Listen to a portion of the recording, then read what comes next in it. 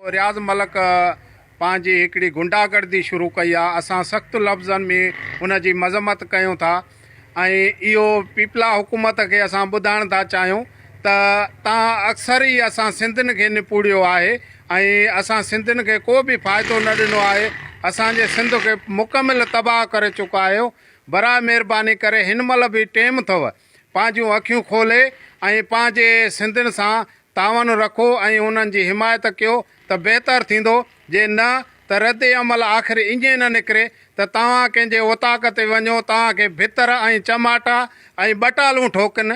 इहा भली ॻाल्हि कान्हे का। इन जे लाइ आला ऑफिसरनि खे असां इहो ई था ॿुधाइणु चाहियूं त कुझु अखियूं खोले ऐं पंहिंजे इंसानियत ॾे तवजो ॾियो ऐं ग़रीब अवाम खे लताइणु छॾे ॾियो।